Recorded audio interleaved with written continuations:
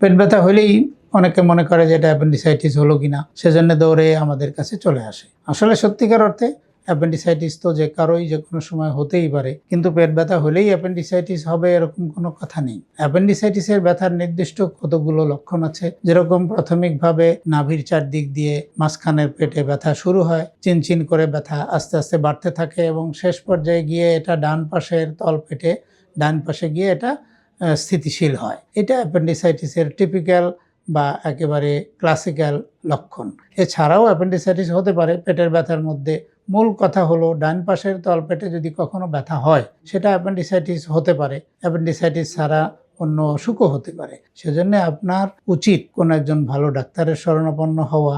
Appendicitis নিয়ে ভয় পেয়ে যেখানে সেখানে গিয়ে অ্যাপেন্ডিসাইটিসের অপারেশনের জন্য মানসিকভাবে আপনার প্রস্তুত হওয়ার সবসময় প্রয়োজন পড়বে না। অ্যাপেন্ডিসাইটিস কিছু কিছু ক্ষেত্রে কিন্তু ওষুধেও ভালো হয়।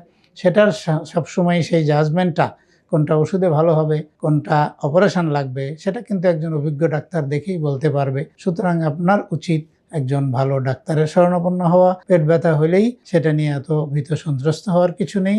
ডাক্তার আপনাকে সুপরামর্শ দেবে, আপনি সুস্থ হবেন। ভালো থাকুন। আসসালামু আলাইকুম।